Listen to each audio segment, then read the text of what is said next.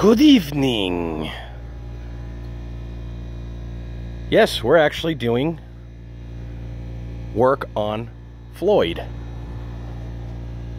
Finally, a video where we're actually wrenching. Exactly. Hi, I'm Dr. Frankentruck.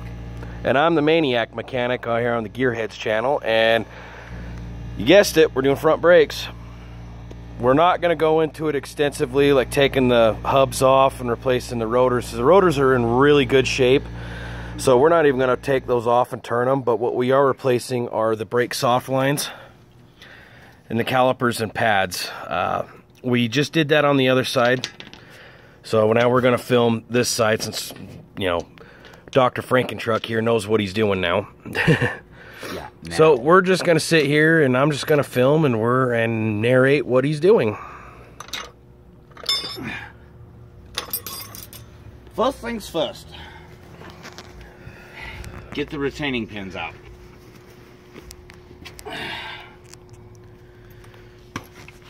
Those retaining pins are those little buggers right there. If I recall correctly, I pushed the top one out completely like that.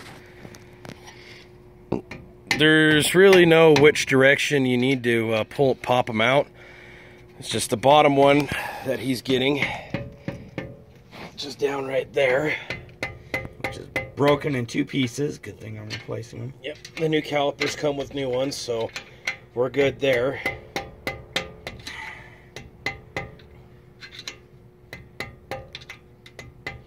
And before that completely pops out. No, it looks like I won't say it's in two pieces. It's the rubber in between them. Well, it's in two pieces because the rubber's broke. Yeah, so it is a good thing we're replacing them. Yeah, the top one I pushed out from the other side. So we're gonna. By the way, you're gonna need a soft face hammer. And I know this is not the appropriate tool, or at least the appropriate use for this tool, but it works.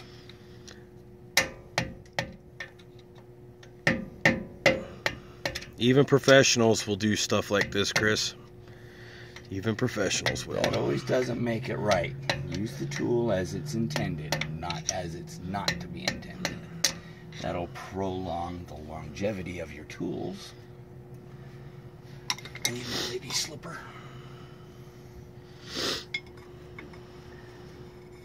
Now against the rotor, that's bad. But here, against the hub and the caliper, that's okay.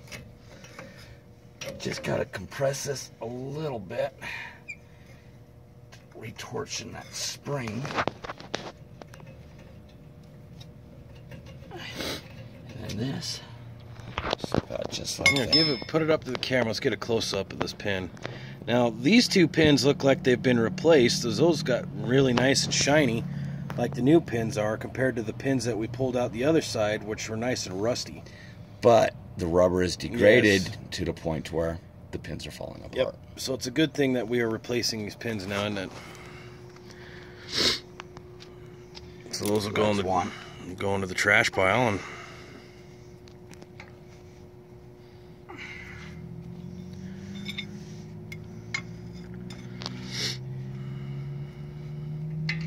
so just so you guys know that this is a twin piston heavy duty caliper setup on the F250 trucks, F250 and F350 trucks that we're showing you how to do.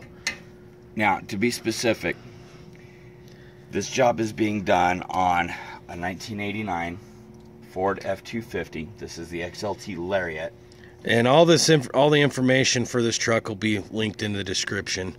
Or we'll have it in the description at least, let's put it that way. Oh, yeah, that's all tore up. Now, by any means, just because I work for O'Reilly Auto Parts doesn't, I'm not endorsing them in any way, and I'm not endorsing any of the products. I'm not getting paid to do reviews of any of the products that we are using today. Disclaimer. See how that just fell apart like that? Yep. That pin is toast.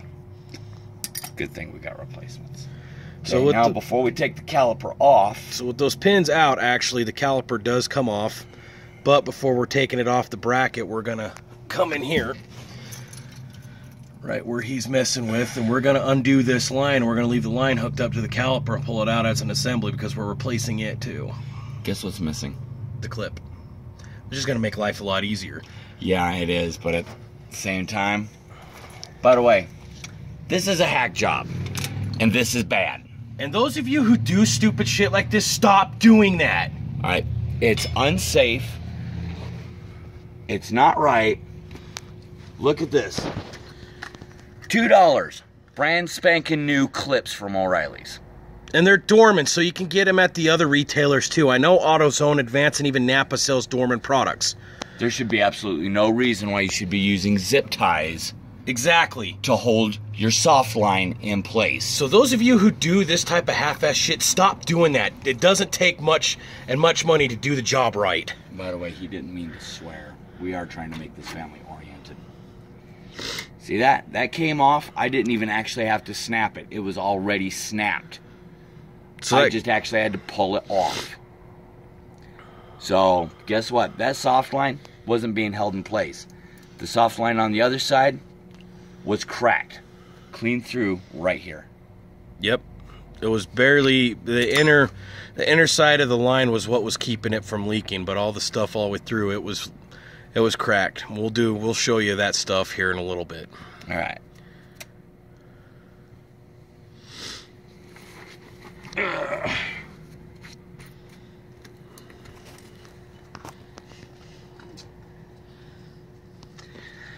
PB Blaster. This stuff works miracles. So does that. Thought you said he was trying to keep this family oriented. It is. Truck needs gas too, you know. You know what I left on the other side that I probably should have grabbed? Your line wrenches? No, line wrenches right here.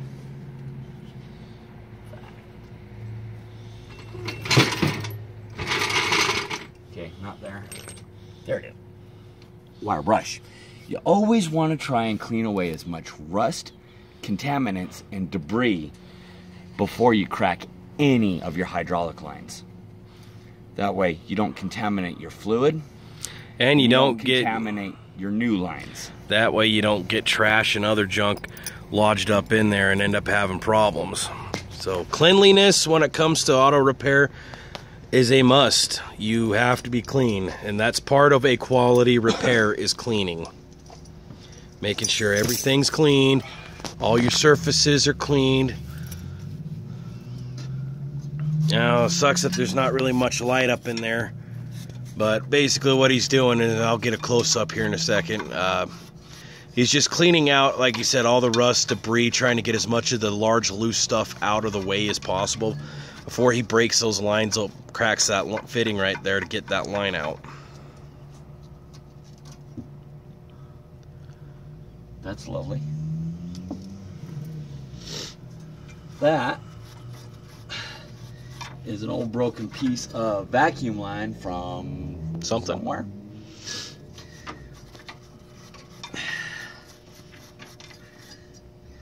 I guess when old Floyd is ready, she'll go ahead and let me know that something's up, and then I'll figure out where that vacuum line came from. Now, for any of you that are going to eventually comment in your future posts, why don't you just get rid of this hunk of junk and buy yourself a new truck? Here's your answer. I am buying a new truck, one part at a time. He's right. Okay, so let me get in here and get a close-up. What he was doing was that line right up in there on the back side of that bracket. He was cleaning all the road debris, rust, and other such trash and junk and stuff that's in there that can get in and possibly clog or contaminate the new line we're going to be putting on. So now, using the correct, using the correct crow's foot or flare wrench. This is a double-sided, so there's two different sides. Yep, two different sizes. These are the correct wrenches you use on all hydraulic fittings on your vehicle. The hydraulic meaning brakes, okay? Do not use a standard open end wrench like that. All right, you will strip your brake line fitting, and then you'd have to cut that off, put a new fitting on, and reflare it, okay? Now, the crow's foot really is used just to break it loose.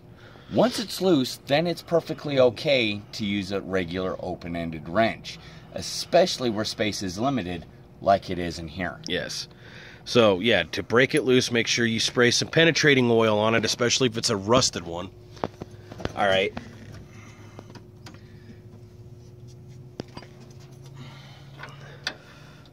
And see what he's doing here is he's putting on what they call a chase wrench on the other side that holds everything in place. Now, the hardline fitting on the back is 7/16, so you'll need a 7/16 crow's foot to break that loose.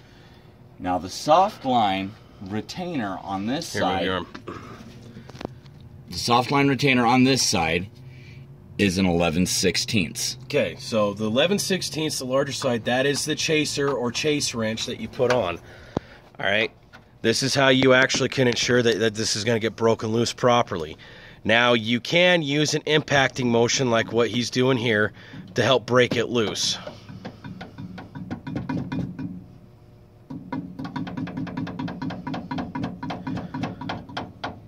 hope I'm turning that the right way. Otherwise, I'm just crushing that flare. No, I don't think you already need to go the other way.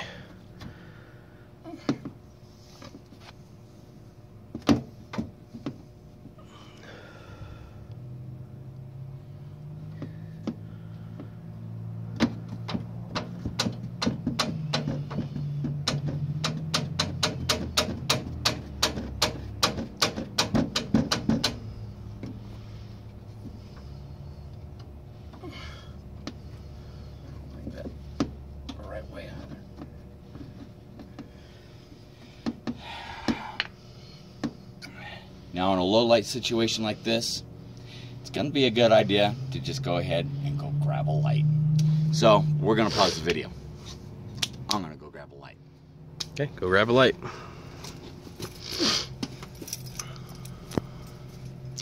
Now, granted, if some of you guys in the viewers audience, whatever you want to be called, might have some better ideas, that's fine. A little constructive criticism is fine.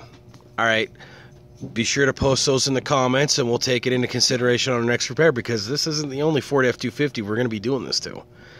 Project Resurrection, my F250 is going to be getting the same treatment. It's going to be getting the same stuff. So if you guys be sure to, if you guys have any tricks of the trade or other decent ways around this to make our lives easier as garage technicians and whatnot, then go by all means, throw that out there. But this is just pretty much just a channel where we're showing and documenting our repairs and how to do this stuff the right way and not the hack way, not the lazy way. All right, we're both not professional technicians. We've never held a position of professionals. All right, so while he's off grabbing a light, I figured I'd do just a little bit more narrating.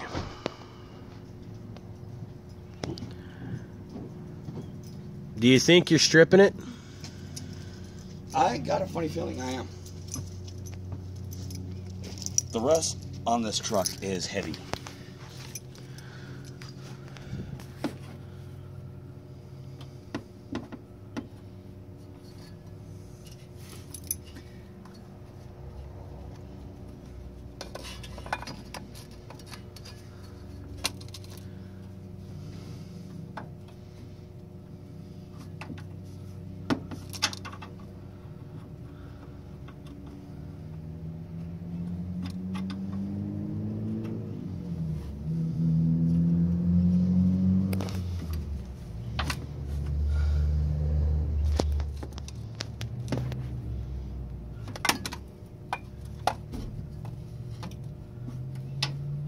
Is it coming loose?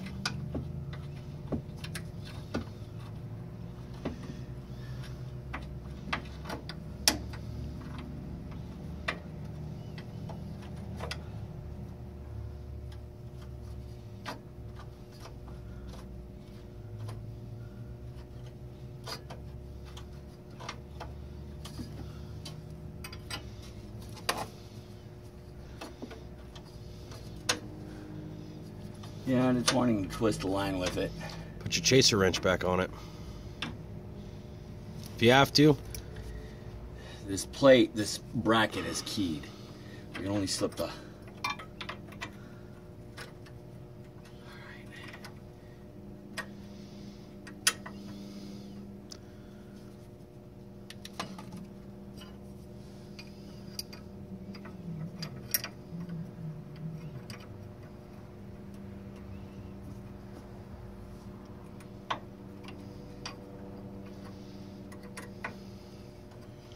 Do we have our vacuum cap?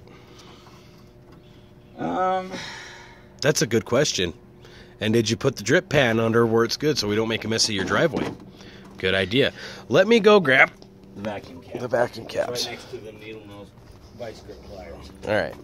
So another thing that we've also found from watching other YouTube videos from other professional mechanics, all right, we have found while doing this brake work that once the lines come off, we put these little buggers over them to keep it from leaking.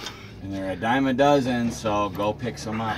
These are just regular nylon vacuum caps that I got from my employer. They only retail for $5 for a pack of assortments. All right, so they're cheap. These come in handy. Use them. There you go. Put your cap on.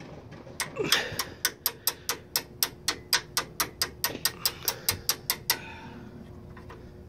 probably going to need to throw a socket on that. Of course, the soft line's probably going to have to go on. Did you do crush the flare? No. It's rusted onto the line.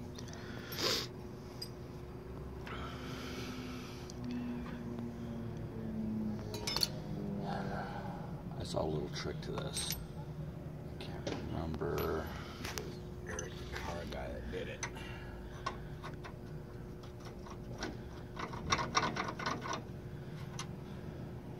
We might have to go about this one a slightly different way, Chris. I might have to put the soft line on. And then put the soft line on the caliper. Yep. So let's go ahead and put the cap on. So where you're not. The cap's too small. It's too small. Yeah, because it won't fit over them threads. All right. Well, looks like I'll go get the assortment pack.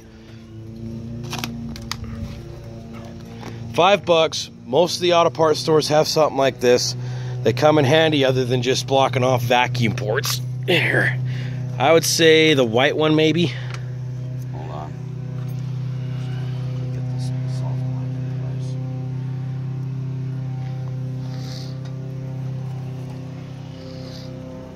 All right. So it looks like what Mr. Wizard here is doing is he's getting the soft line in place.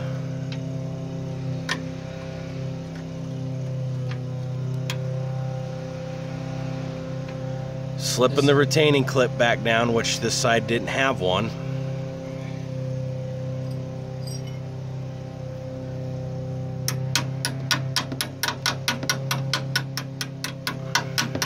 Which the clip's got to go on first before you put the hard line in. And I think I know. No, take that clip out again. I think I know why there was no clip in this. Because the fitting is seized to the line? Yep, and we gotta unseize it if we're gonna get this job done properly. Well, that's where your PB blaster comes in.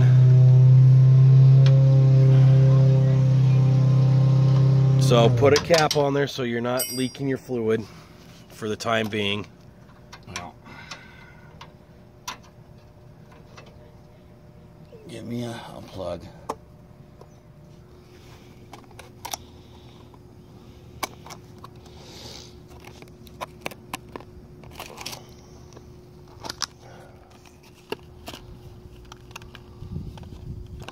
And so that way you're not leaking your fluid while you're trying to finagle that soft line out of there.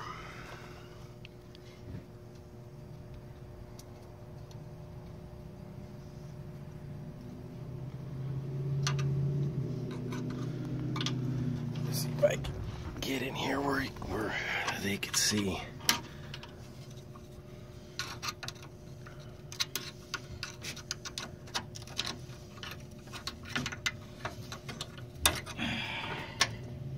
Now the soft line's back out again. All right, let me sit back here on the tire.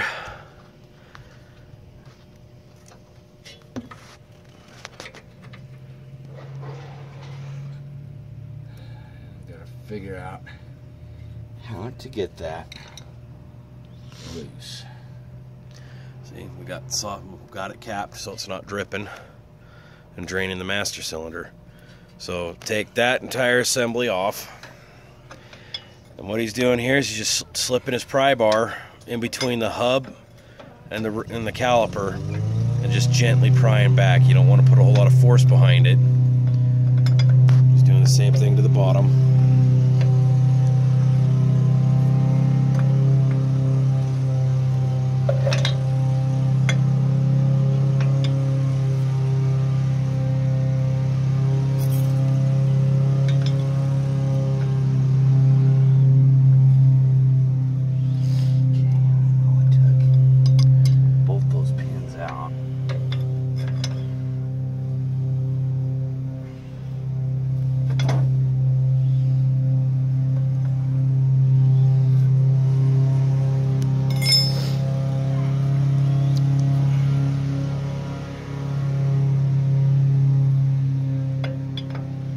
You want to bet this one was the one that's seized?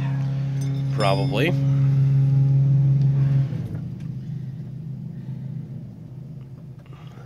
Take a look at that.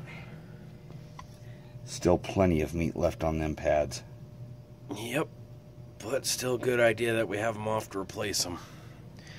Check the condition of your rotor. Make sure there's no obvious grooving. And then remember how I showed you to check your wheel bearings? While you have it up there. Can't get any leverage on it from here. No movement like the other side? Yep. Okay, then your front wheel bearings and all that are fine.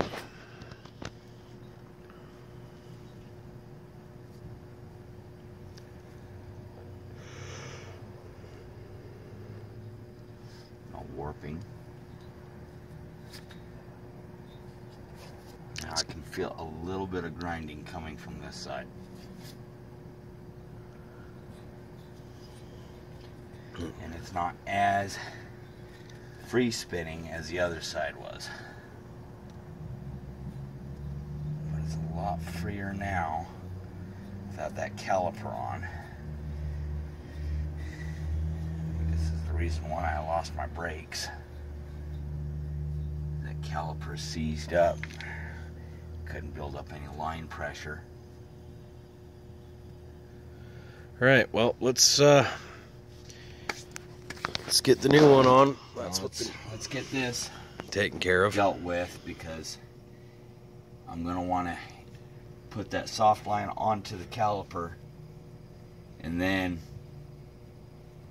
fit the soft line, because I want a clip on this. Okay. Well, I am not going to reassemble this without a clip. then you can't slip the clip on and then put the line on and then try to reclip it. Nope. If you take a look at the clip, let's get a close up of that. It's closed down here on this side, and then on this side it's closed up here.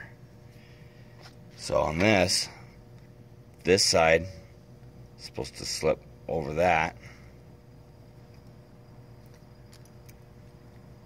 On the other side of that bracket, so it'd go on, hold it in place, and then it would be completely enclosed, which would prevent it from coming off.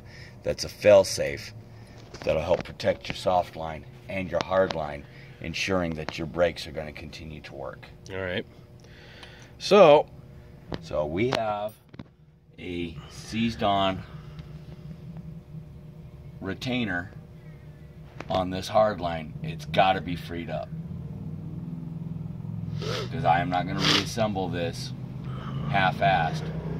I should say hokey-pokeyed way, like the previous owner had done, and just use zip ties. I don't do that. When I set out to do a job, I do it right. So should probably explain why my front bumper's about to fall off. probably. So what we're gonna do is we're gonna pause the video here while we figure out how to get this unseized, and then we'll jump back on and show you what we did to unseize it, and then show the rest of the reassembly. So what will probably be just a moment in time for you, it's gonna be a while for us. All right, gents, we are back, and we've come up with a solution. His original solution to break the fitting free did not work. It was completely unsuccessful, Dr. Frankenstein. So what we're gonna do is he's got his mobile vise set up, and we're actually gonna take and cut the center section right here, out of the clip, so that way we can actually put the clip on after the soft line's been installed onto the hard line. All right, this should be a success. Should, in theory, will work, but we'll find out momentarily for you guys. So now we are now commencing. Except we don't have power. Except he don't have power, so I guess we're not going to commence cutting. We'll be right back with you in a moment. We got power!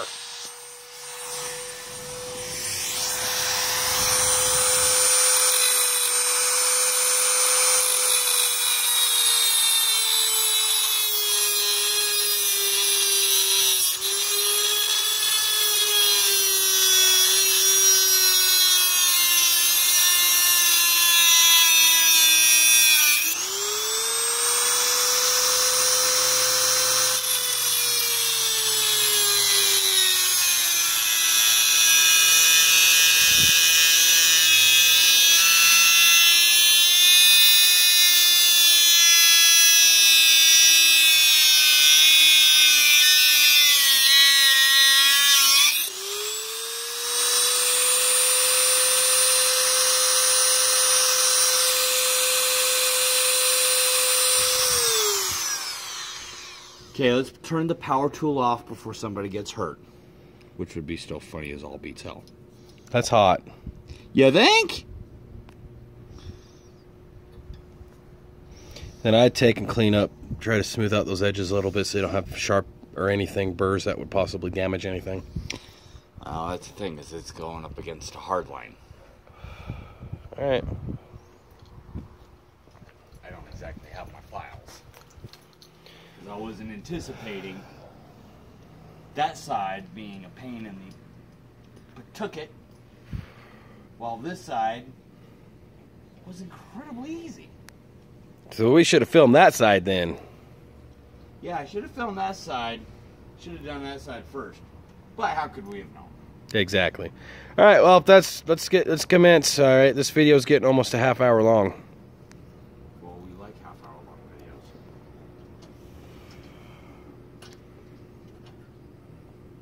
I guess that means I could actually assemble the soft line and the hard line first, then set this on. Yeah. So let me get back down and play the part of the tripod. Tripod? Yep. Alright, where's my soft line? Right there.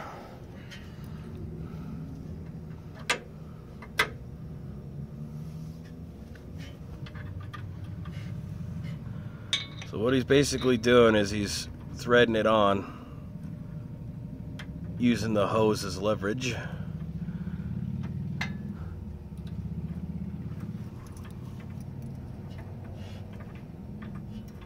It's not supposed to stop like that. Told you off camera to check your threads. And the threads are not damaged.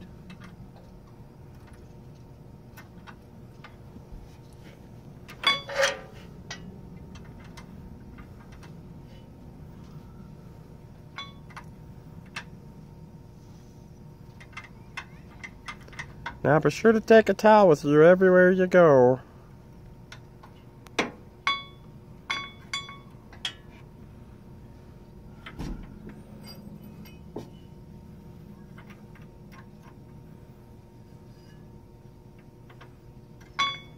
You want to bet on cross-threading that?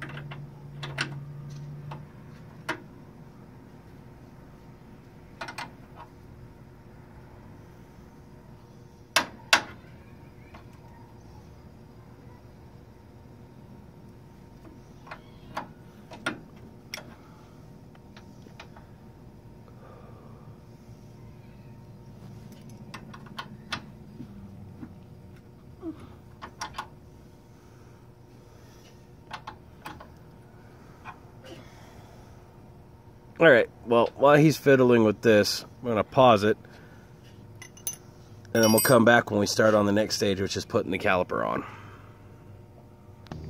All right, boys and girls, we're now ready to install the caliper.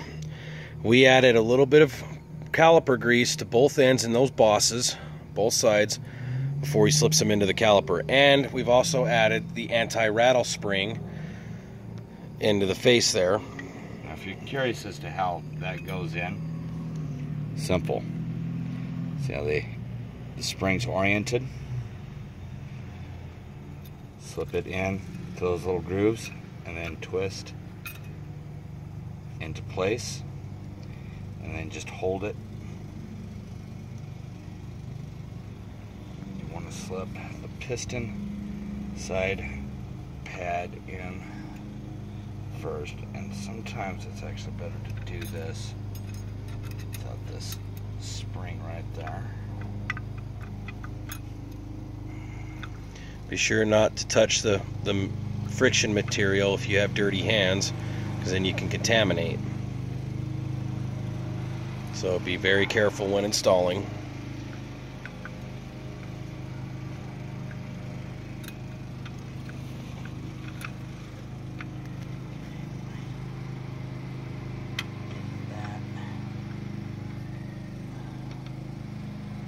Slipping on.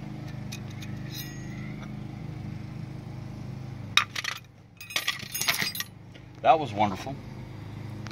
Yahtzee! Okay.